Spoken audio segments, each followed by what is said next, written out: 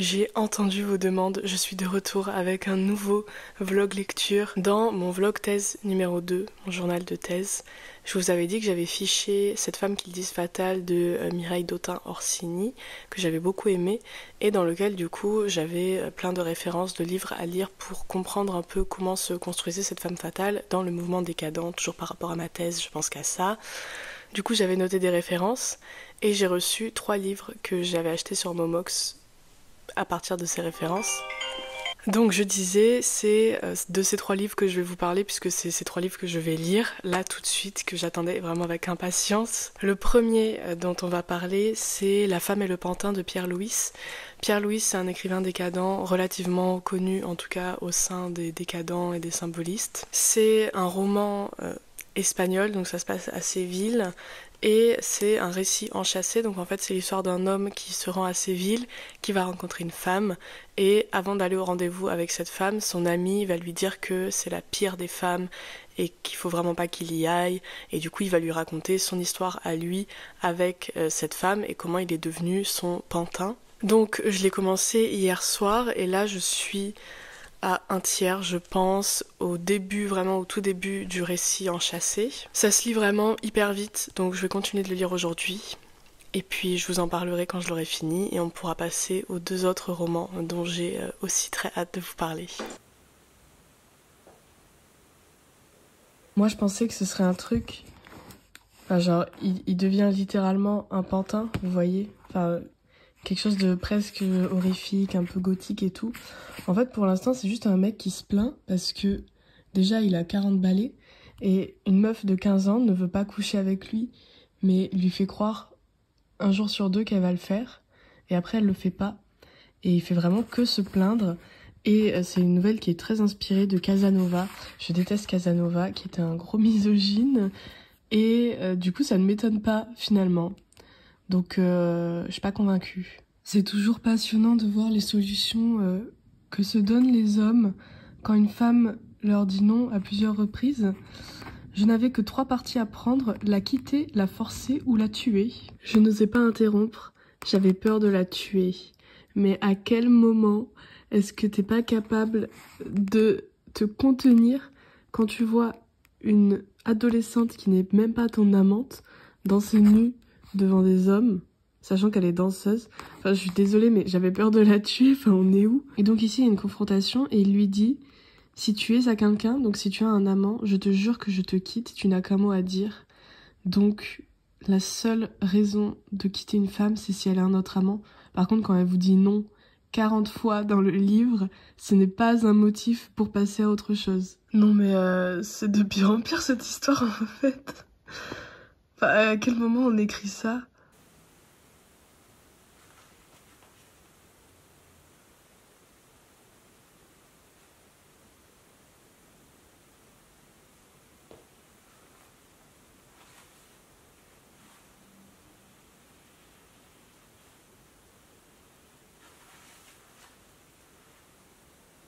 Je viens de terminer La femme et le pantin. On va en parler. Donc, alors comme vous avez pu le comprendre, c'est un peu une catastrophe de misogynie. En fait, le problème, qui n'est pas un problème, mais le problème, c'est qu'à force de lire des livres écrits par des femmes pour ma thèse, je suis complètement déshabituée à la littérature masculine et à son abjection envers les femmes.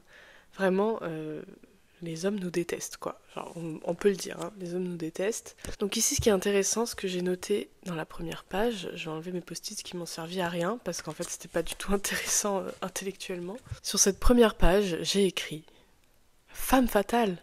Surtout un livre représentatif de la violence masculine. Donc en fait c'est voilà un livre qui était mentionné dans le livre sur les femmes fatales, et donc enfin c'est un livre qui repose sur ça, sur le fait qu'il y ait une femme fatale et qui rend un homme malheureux, bref. Et en fait c'est surtout un livre qui montre à quel point les hommes ne savent pas contenir leur violence et leur brutalité.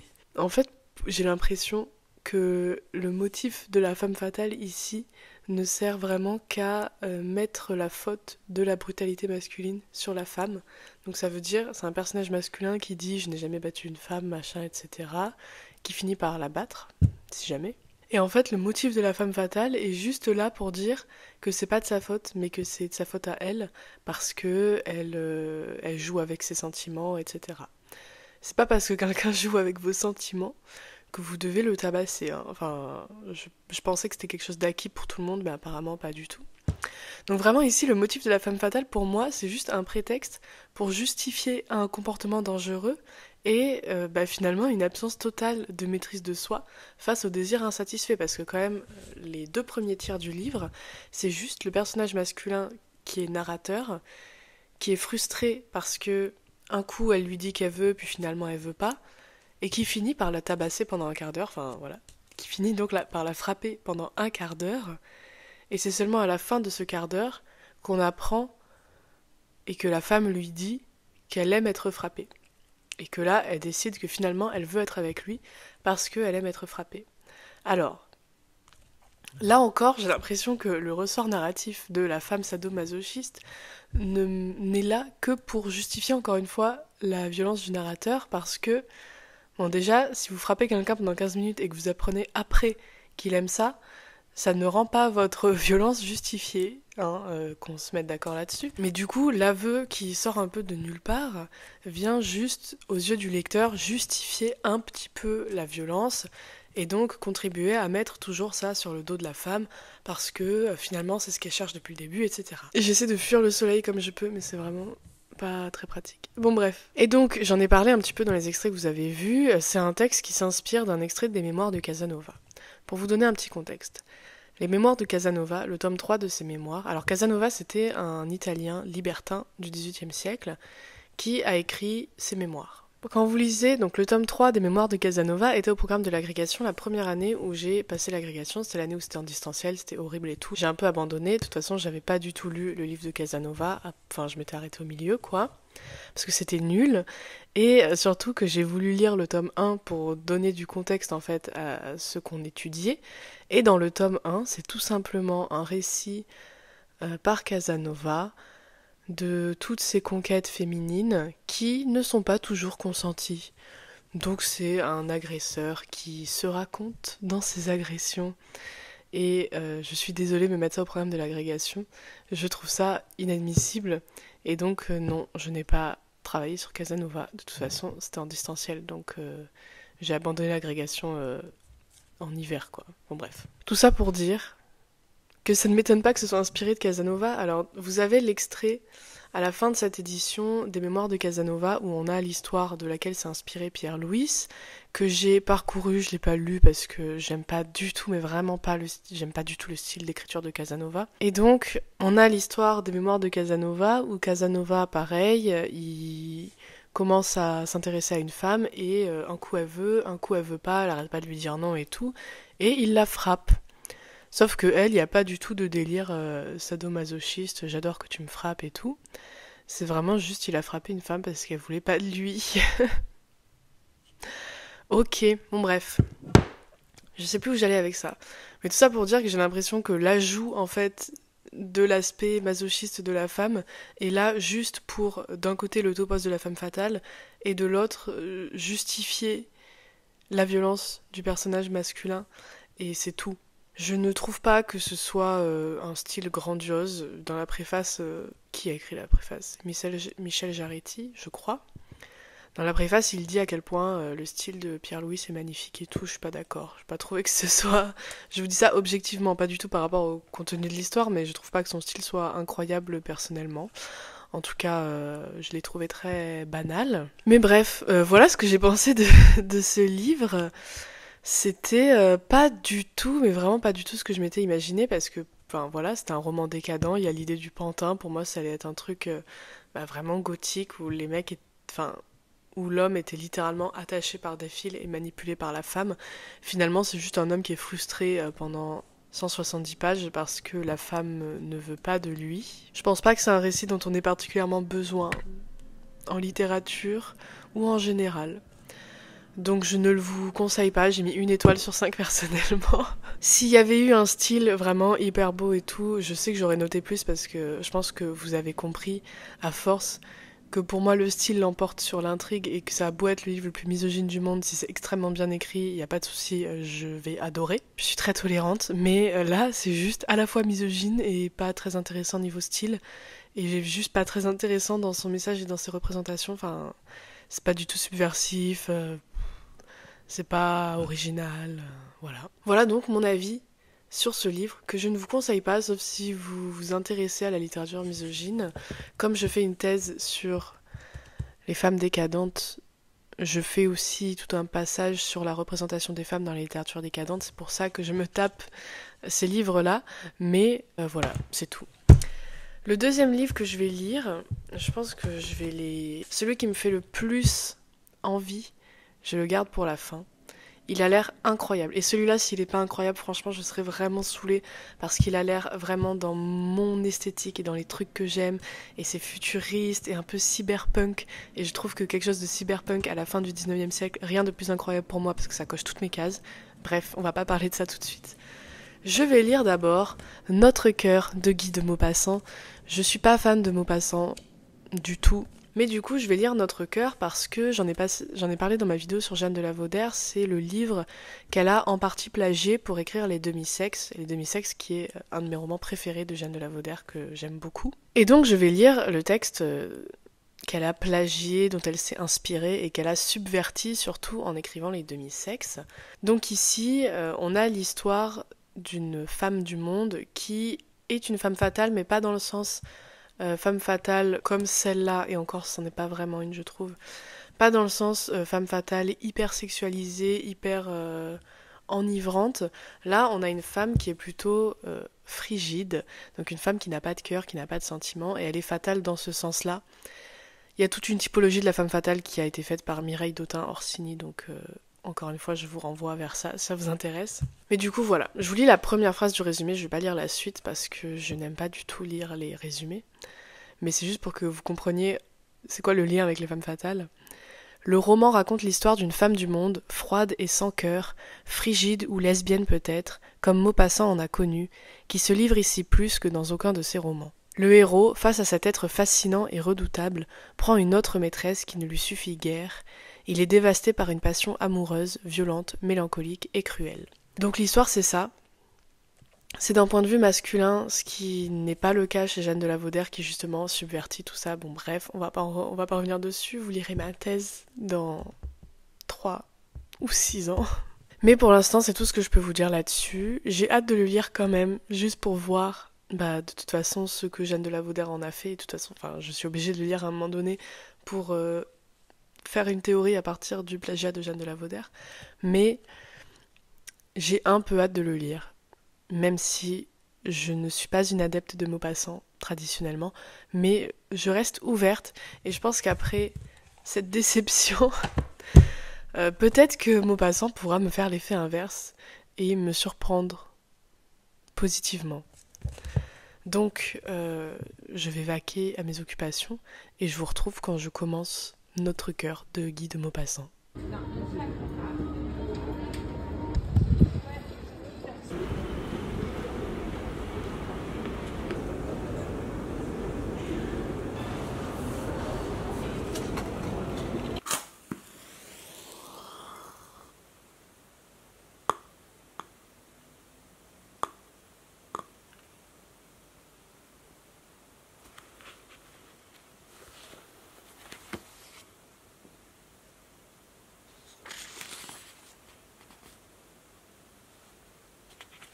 Premier point, hyper intéressant, c'est que le personnage principal, il est décrit vraiment comme le héros décadent par excellence. Il a toutes les caractéristiques. Donc le fait qu'il reste seul, qu'il collectionne les objets d'art et qu'il s'est essayé lui-même à l'art mais en ratant, c'est typiquement le héros décadent. Du coup, peut-être qu'on peut ranger Notre cœur dans les romans décadents, mais ça, va falloir attendre pour pouvoir le dire.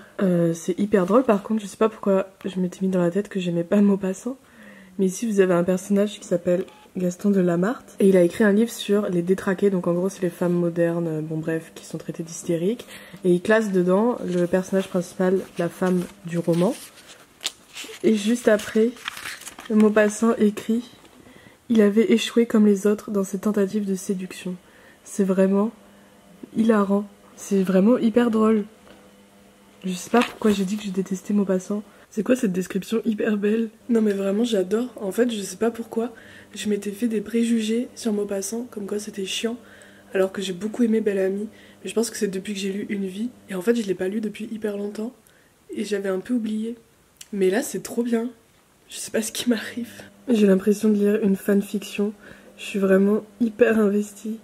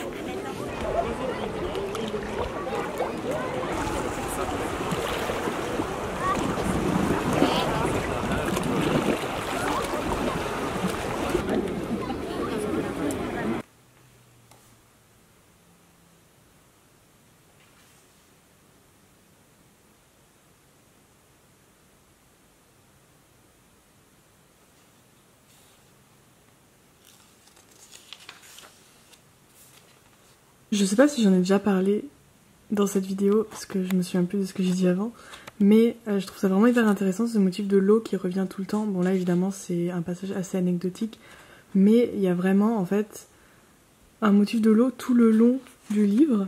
Attendez, faut pas que je perde ma page. J'ai écrit ça au début, mais de toute façon je vais vous en parler, mais du coup en fait depuis que la femme a été décrite comme une sirène au début, parce qu'elle avait une robe qui donnait l'impression que c'était une sirène, on a des retours en fait continuels du motif de l'eau pour représenter leur désir, mais qui permet aussi de représenter plus largement non seulement la femme fatale parce que sirène, mais l'image de l'inconstance aussi. Enfin, vous connaissez la phrase « on ne se baigne jamais deux fois dans le même fleuve ». L'eau, c'est l'image même de l'inconstance et de ce qui passe et de ce que vous pouvez pas saisir. Et je trouve ça vraiment hyper intéressant.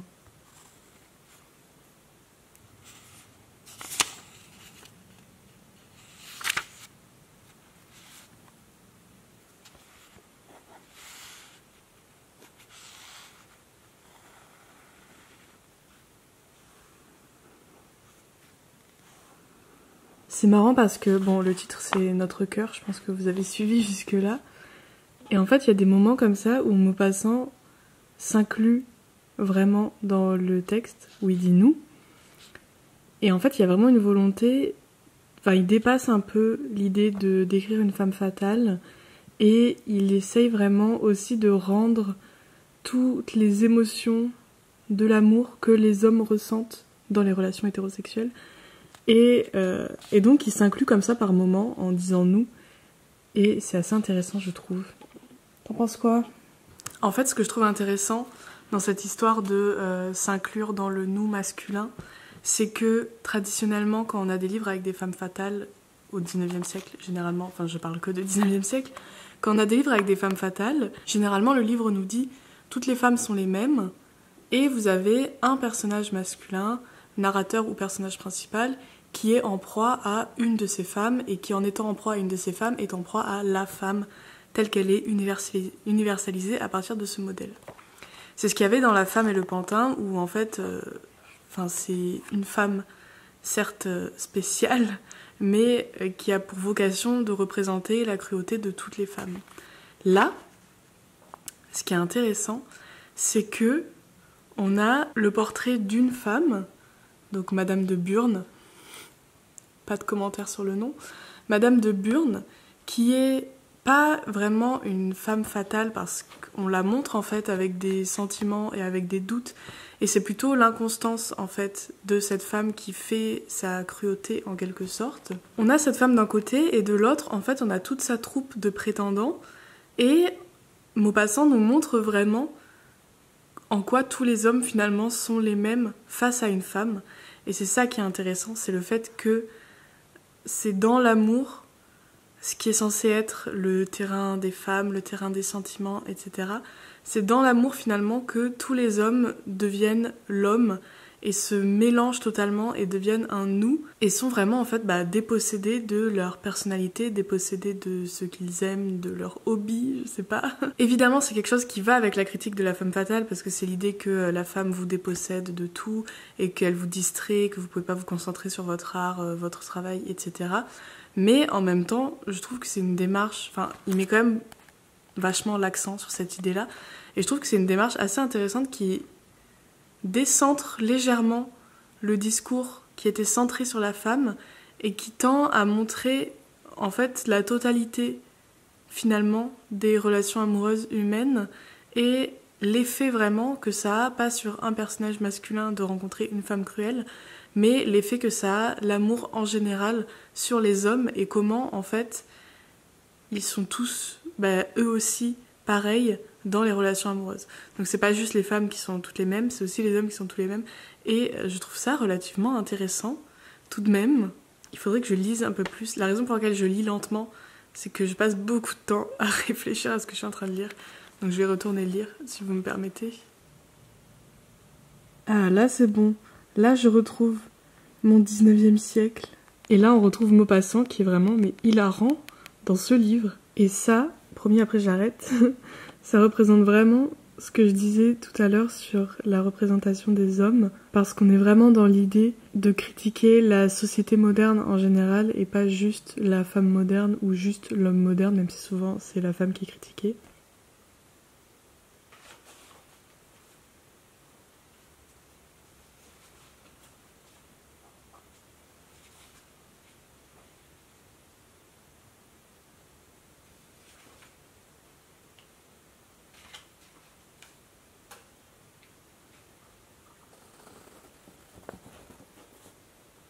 Je trouve que ce qui change un peu avec ce livre, même si on a le même discours, enfin un peu misogyne qu'on a dans toute la littérature fin de siècle, mais ce qui change un peu, c'est que je trouve qu'il y a quand même une assez grande honnêteté sur le fait qu'encore une fois, l'échec vient des deux côtés et qu'il y a aussi une communication qui échoue complètement parce que là, elle est en train de lui dire mot pour mot qu'elle peut pas se changer pour correspondre à ce que lui, il attend chez une amante et il comprend pas.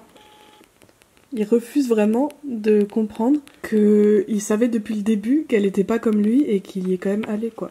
Et je trouve ça assez sincère quand même, comme démarche et comme manière de montrer les personnages. Et c'est vraiment très différent, du coup, de La femme et le pantin, où il y avait au contraire une vraie prise de parti dans la narration. Là, c'est juste... c'est la vie, quoi. Et ce qui prouve un peu ce que je dis, je trouve, sans vouloir me lancer des fleurs, c'est qu'on a des chapitres où on n'est pas du point de vue de André, le personnage masculin, mais où on est du point de vue de la femme.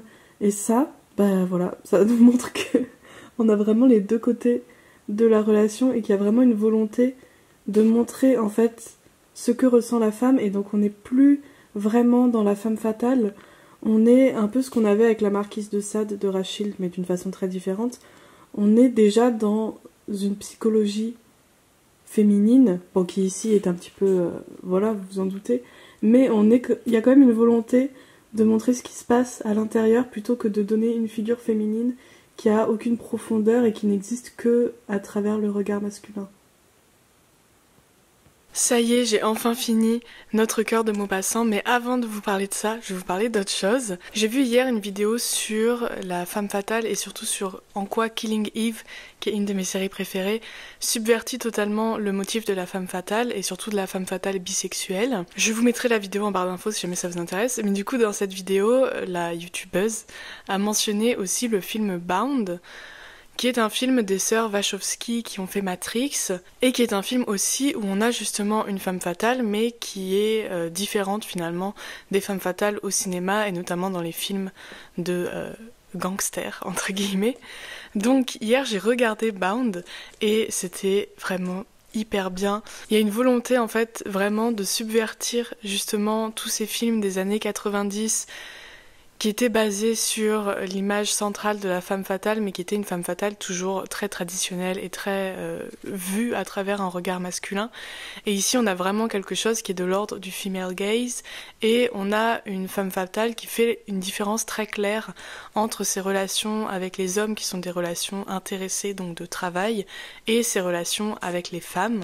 C'était trop bien, je vous le recommande vraiment, il est sur Canal+, et je me permets d'en parler parce qu'on est toujours dans ce thème des femmes fatales et que c'est intéressant aussi de voir comment ce motif-là peut être réutilisé et subverti. On va parler donc de Notre cœur de Maupassant. J'ai beaucoup de choses à dire mais je vais essayer d'être concise. Notre cœur donc, c'est l'histoire d'un homme qui ne va jamais dans le monde, qui n'entretient pas de relations amoureuses passionnées, qui est très finalement médiocre dans tout ce qu'il fait. Et un jour, il va dans un salon assez particulier et il rencontre Madame de Burn, de laquelle il tombe très vite amoureux parce que Madame de Burn, ce qu'elle aime faire, c'est séduire tous les hommes de son entourage sans jamais avoir de liaison avec eux, mais juste pour le plaisir de se sentir aimé et désiré. Et donc c'est l'histoire de cet homme qui va réussir à avoir une liaison avec cette femme, mais elle reste tout le temps froide et finalement elle est très fidèle à ce qu'elle lui a dit au début, c'est-à-dire qu'elle n'est pas capable d'avoir ce genre de relation passionnée avec un homme, qu'elle ne ressent pas cette passion-là. C'est un roman de l'amour impossible, de la frustration masculine face à la femme moderne, mais c'est un roman aussi où on nous donne à voir la femme fatale pas comme juste une femme qui joue avec les hommes comme avec des pantins, mais une femme qui vraiment refuse en fait de jouer le rôle de la femme tel qu'il a été assigné par les hommes, qui refuse de jouer le rôle de l'amante passionnée quand elle ne l'est pas, et qui est juste vraiment très honnête finalement avec les hommes dès le début, et qui est très honnête avec ce qu'elle veut et ce qu'elle attend d'une relation tout simplement, et évidemment ce n'est pas ce que André Mariolle désire. Je vous ai parlé du motif de l'eau, et donc c'est de ça que je vais parler parce que c'est quelque chose qui imprègne le livre entier. Et en fait je pense que l'histoire peut être résumée par les différentes images de l'eau qui sont données dans le livre, c'est vraiment hyper bien fait. Donc au début, Madame de Burn est introduite comme ressemblant à une sirène parce qu'elle a une longue robe et tout. La figure de la sirène en mythologie, j'ai pas besoin de revenir dessus, mais c'est la femme qui va charmer par sa voix pour ensuite détruire et dévorer l'homme.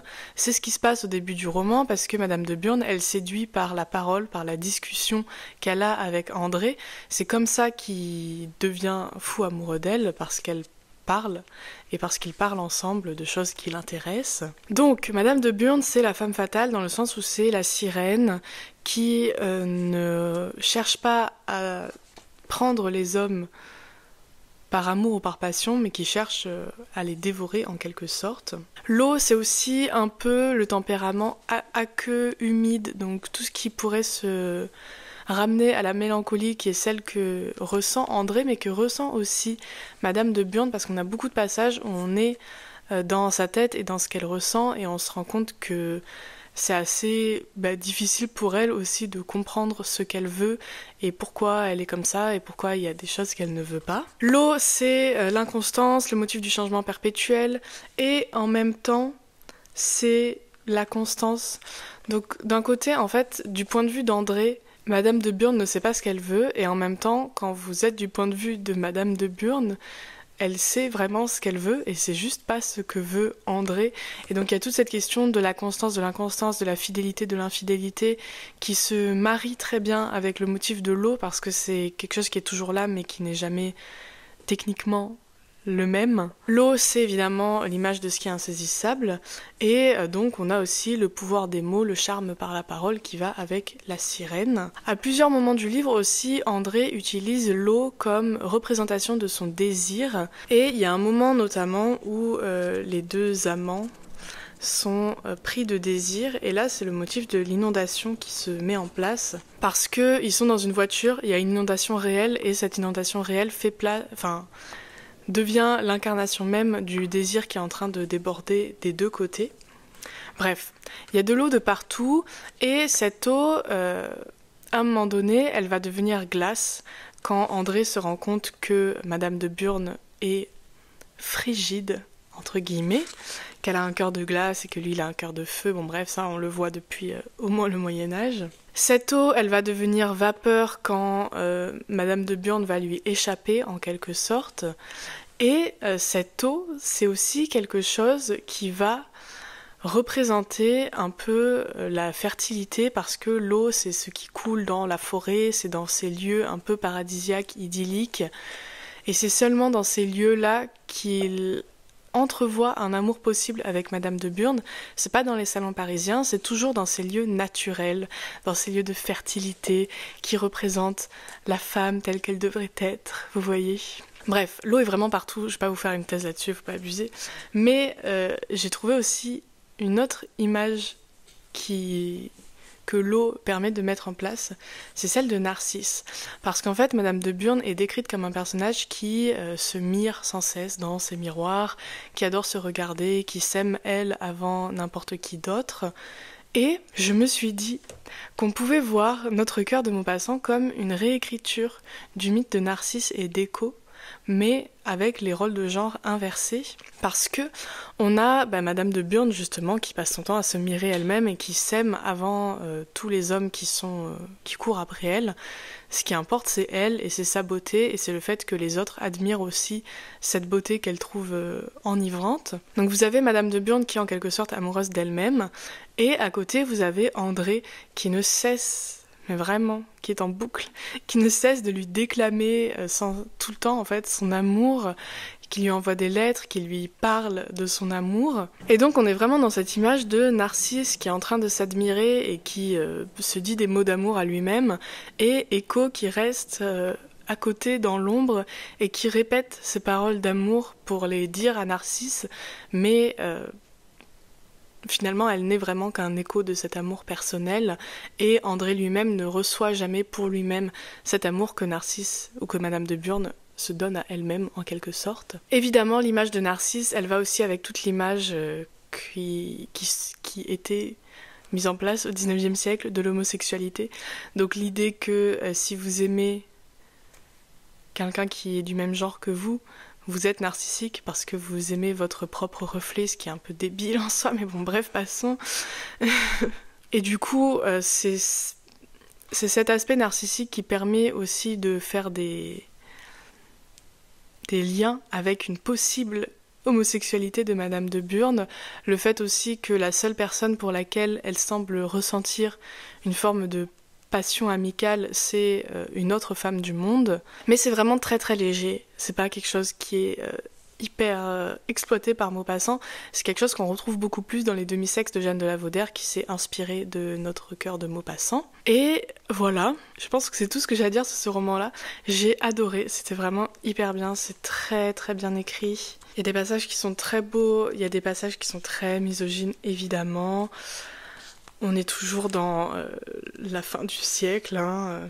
Mais l'avantage, c'est qu'on est vraiment justement dans ces représentations de la femme moderne qui sont typiques de la décadence. Et vu la publication tardive de cet ouvrage, et le fait qu'on a des éléments décadents, je pense que je peux en faire quelque chose dans ma thèse. Enfin, de toute façon, je peux en faire quelque chose dans ma thèse, mais je pense qu'on pourrait véritablement s'interroger sur la nature décadente de ce livre-là, parce qu'on y retrouve énormément d'aspects décadents. Donc voilà, c'est tout. Le dernier livre que je vais lire dans ce vlog et que j'ai tellement hâte de lire vraiment depuis que j'en ai entendu parler, qui est un peu plus gros donc qui va prendre un peu plus de temps, c'est L'Ève future de Villiers de l'Isle-Adam.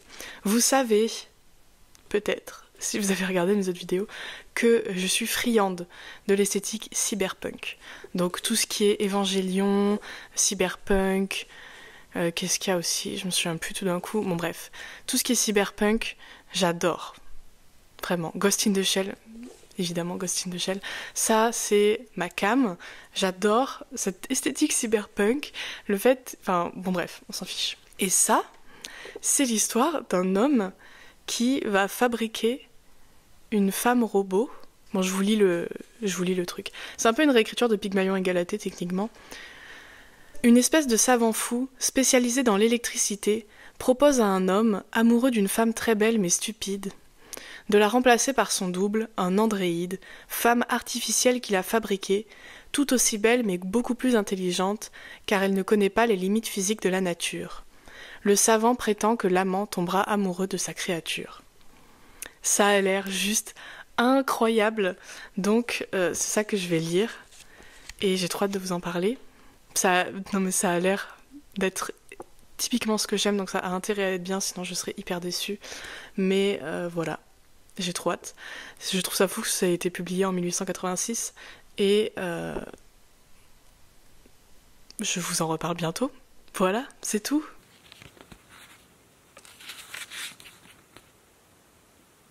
Déjà, ça se passe à New York. Je suis à deux doigts de fangirler sur un livre des années 1886 quand même. On en est là.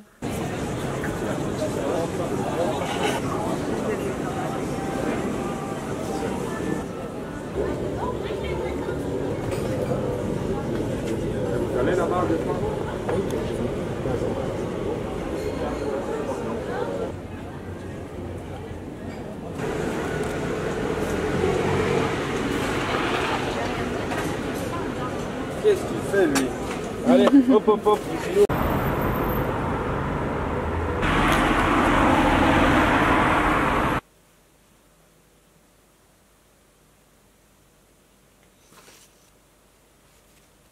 Je suis au chapitre 8, enfin j'ai fini le chapitre 8 du livre 2 et pour l'instant j'aime beaucoup. Tout le livre 1 en fait c'était l'histoire de l'homme qui est amoureux d'une femme dont l'intelligence ne le satisfait pas, et la proposition, donc l'idée de créer une androïde arrive vraiment à la fin du livre 1.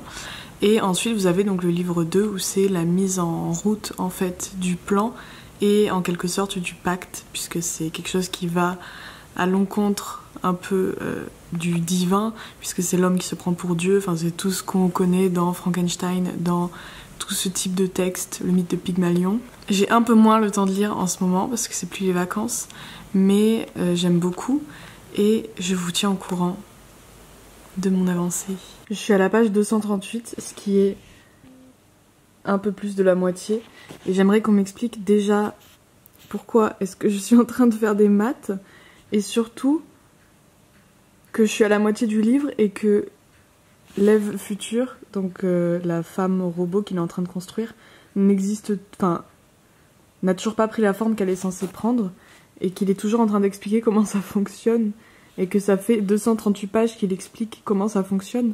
Donc en fait c'est vraiment un traité de scientifique imaginaire et surnaturel, plus que vraiment une histoire de donner vie à un être qui n'existe pas. C'est pas que je déteste, c'est que je m'attendais vraiment pas à ça, encore une fois. Aussi, je vous confirme que oui, ça fait 3 semaines maintenant, je pense, enfin j'ai pas vérifié, mais ça fait 3 semaines, je pense, que j'ai commencé ce livre, et il se trouve qu'en fait je n'ai pas du tout le temps de lire parce que je suis occupée à profiter de la vie et à m'occuper de ma thèse quand même aussi. Donc c'est pour ça que ça prend autant de temps et que j'ai un petit peu arrêté de filmer et que cette vidéo va sortir beaucoup plus tard que ce que j'avais prévu, mais encore une fois, c'est pas mon job, donc je fais ce que je veux. Désolée, je préfère sortir avec mes amis que faire des vidéos. Bon bref. Du coup, j'en suis là. Et c'est un peu long. Je vous avoue que tout ça, de mise en place, d'explication de comment ça va fonctionner, je trouve ça un petit peu longué. Et j'adore les livres lents, j'adore les livres longs. J'ai lu Les Frères Karamazov que j'ai adoré, donc ne commencez pas. Mais là, c'est un petit peu... c'est bon. Enfin, j'ai compris la théorie scientifique et tout. Je pense qu'on peut passer à autre chose. C'est bon, quoi.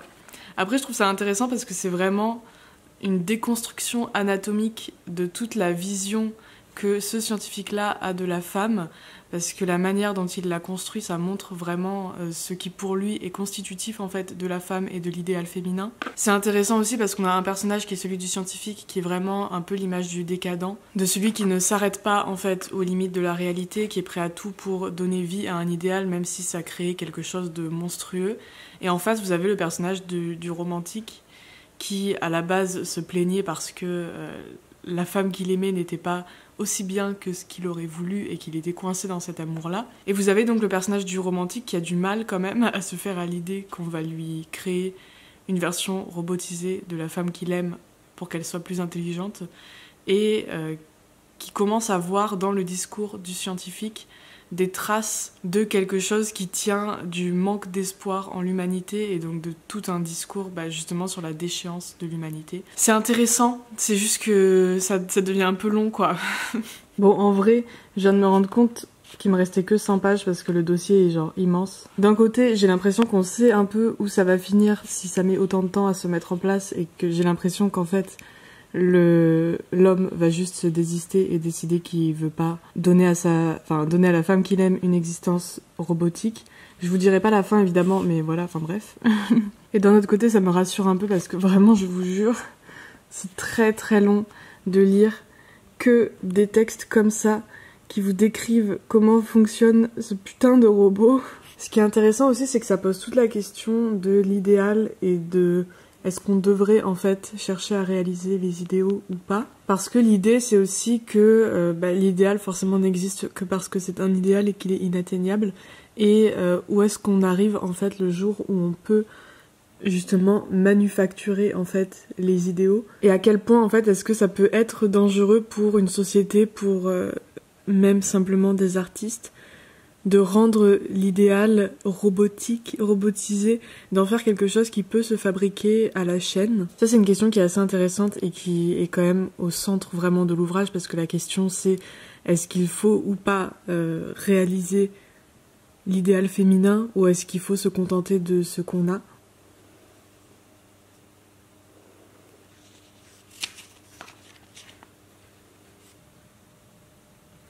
J'ai enfin fini de lire L'Ève future. Je dis enfin, mais j'ai un petit peu abusé quand je vous ai dit que ça faisait 3 semaines. J'ai mis genre 2 semaines à lire, ce qui n'est pas énorme. Mais j'ai enfin fini de le lire hier et je vais vous en parler.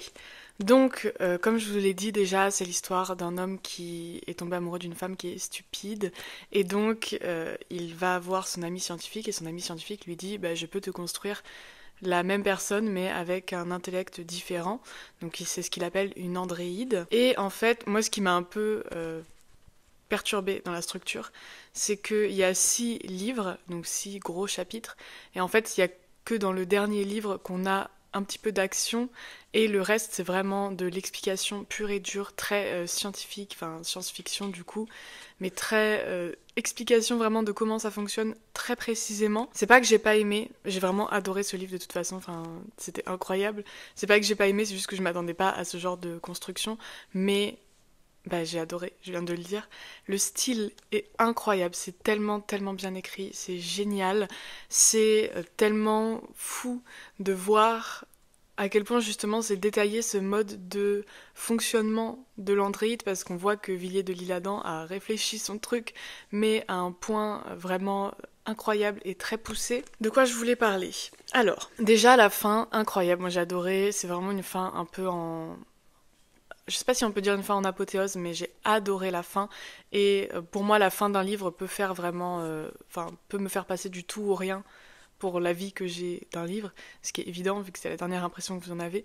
Et cette fin-là est incroyable, je trouve vraiment incroyable. Donc, à part ça, quelles sont les questions un petit peu majeures de ce livre qui n'est pas vraiment un livre sur la femme fatale? Alors, vous avez beaucoup de développement du scientifique sur ce qu'il pense des femmes, la société, les femmes modernes, enfin on est toujours un peu dans la même chose avec la décadence, mais on n'est pas vraiment dans quelque chose de l'ordre de la femme fatale. Le thème majeur de ce livre, c'est la question de la création humaine versus la création divine.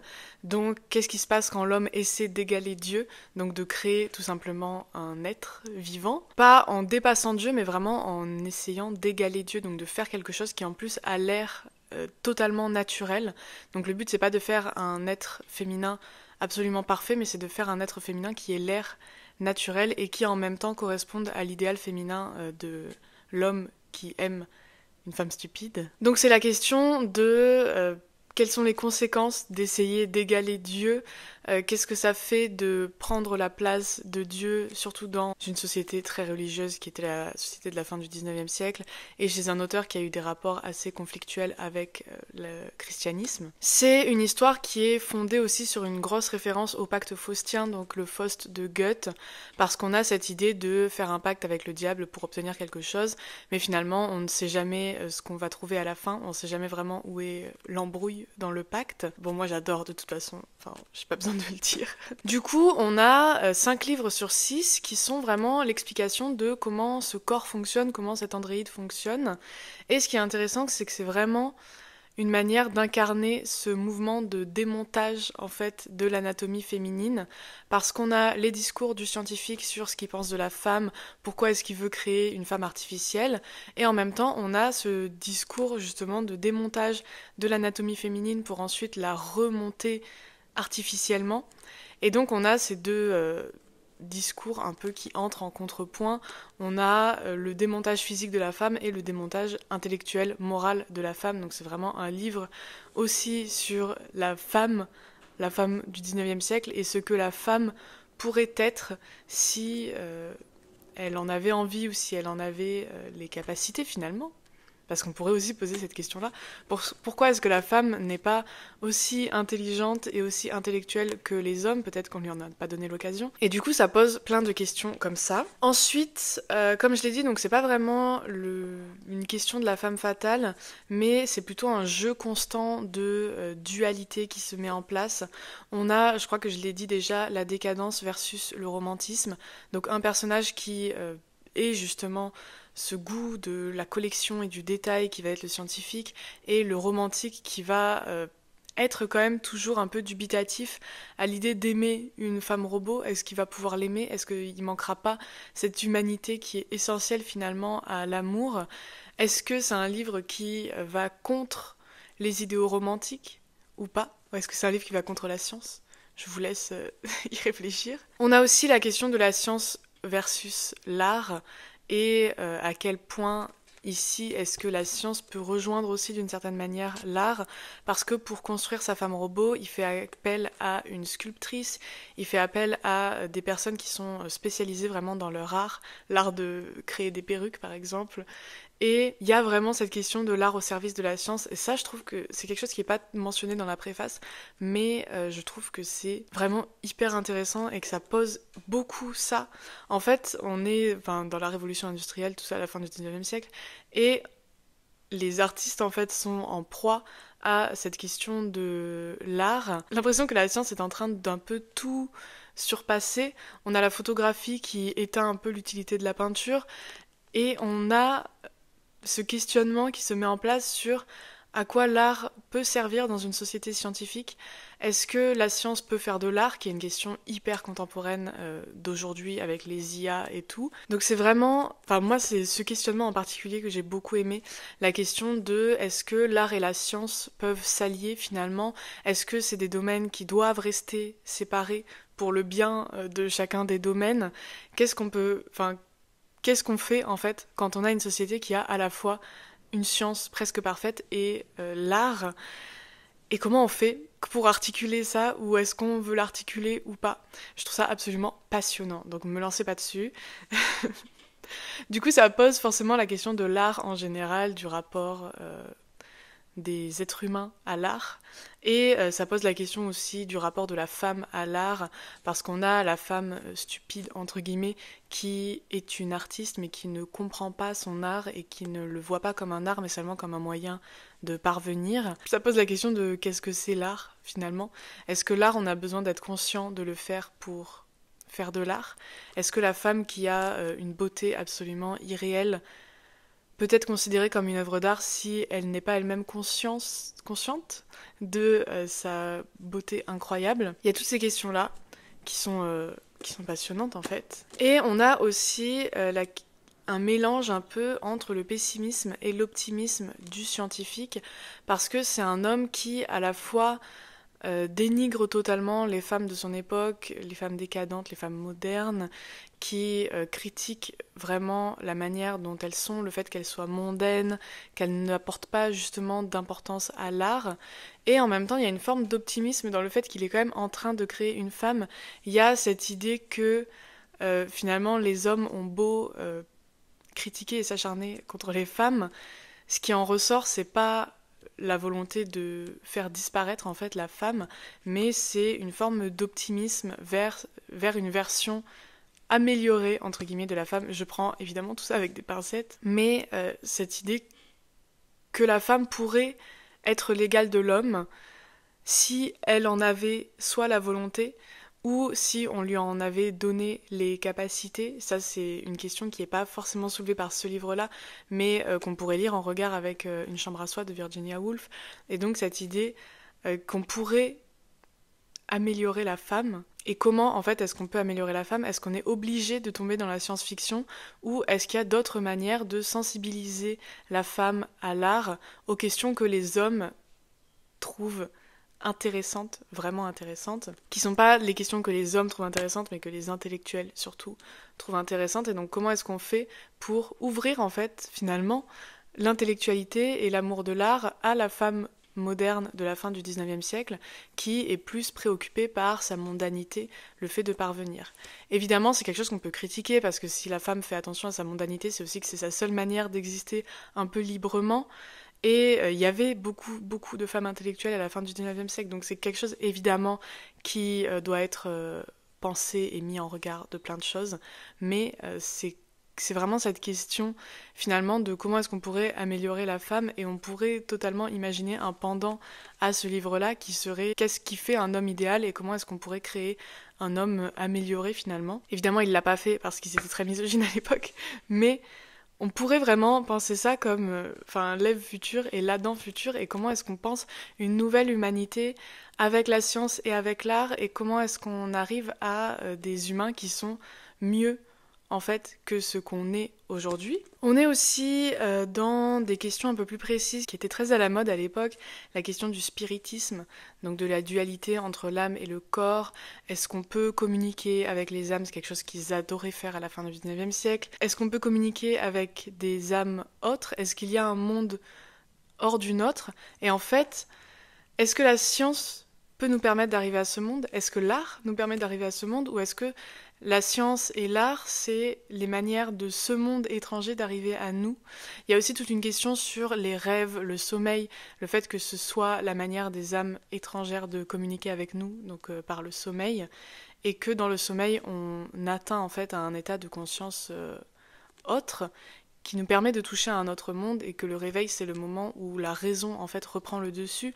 Et donc, c'est un livre aussi sur jusqu'à quel point est-ce qu'on doit suivre sa raison, et est-ce que finalement, la beauté de l'art, et la beauté de la science, et la beauté de l'amour, c'est pas le fait de croire et d'espérer en dépit de tout ce que la raison peut nous dire. C'est vraiment le message, je trouve, de ce livre, et de la fin aussi. Le fait que tout repose, en fait, dans la croyance, et que ce qui est important, c'est pas que la science arrive à faire des choses absolument incroyables, mais c'est qu'on voit un robot devant nous et qu'on arrive à se convaincre nous-mêmes que c'est un être humain, et c'est comme ça que ça marche. Est-ce qu'on arrive en fait à penser une âme dans des choses qui ne sont pas des visions traditionnelles de ce qu'on a de la vie humaine, et comment en fait est-ce qu'on peut changer toute notre manière d'être et d'exister en donnant du crédit à certaines choses et en n'en donnant pas à d'autres. Donc c'est tout ce discours sur la personne, enfin je sais pas si c'est un discours, mais sur la personne que vous êtes, c'est là où vous mettez vos croyances en fait,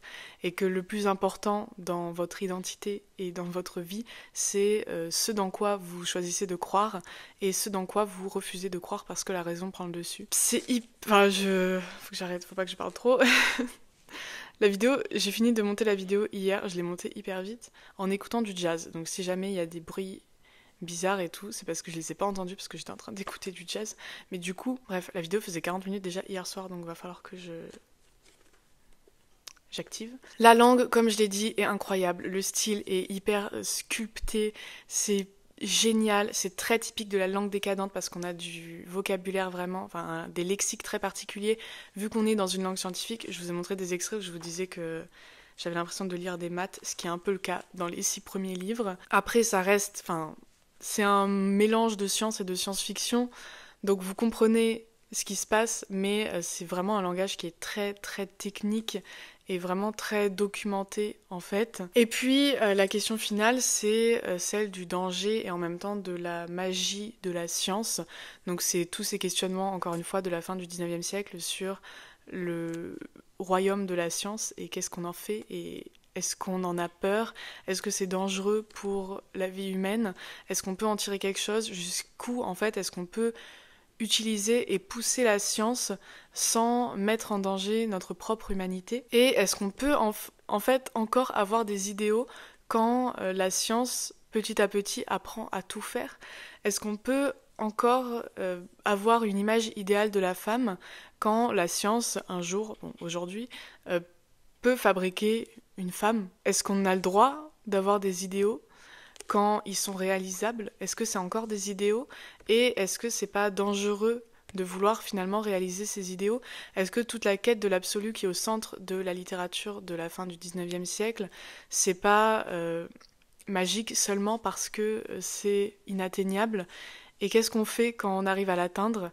Et est-ce qu'en fait c'est vraiment ça qu'on cherchait quand on arrive à l'atteindre?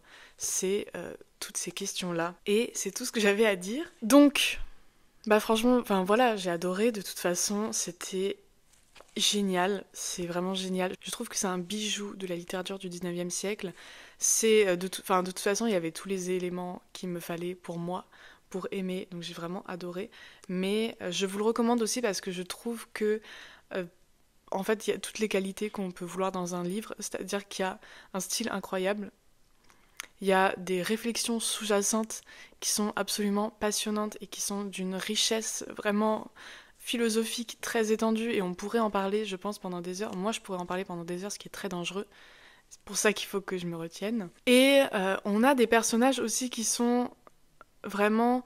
Enfin, qui sont très individualisés, mais qui en même temps se font les représentants de quelque chose qui était au cœur de l'histoire littéraire à ce moment-là, et qui viennent incarner un peu les idéaux romantiques, les idées décadentes, et qui disent quelque chose de la société de ce temps-là.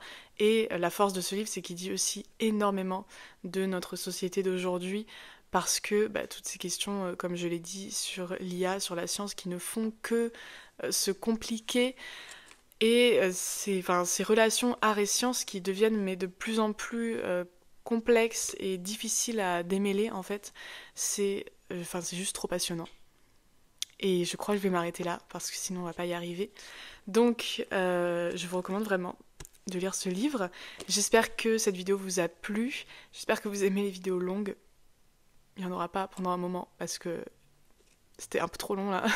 J'espère que vous avez aimé le nouvel objectif de ma caméra, même si les gros plans étaient pas très flatteurs à certains moments, mais c'est pas grave, on va passer outre. Je vous retrouve bientôt dans une prochaine vidéo. Je sais pas quand, je peux jamais vous dire quand ce sera la prochaine vidéo, mais en ce moment je tiens très bien toutes les semaines, alors que vraiment je pensais pas du tout que j'allais faire une vidéo par semaine en novembre. Mais voilà, je vous retrouve bientôt dans une nouvelle vidéo, et à la prochaine!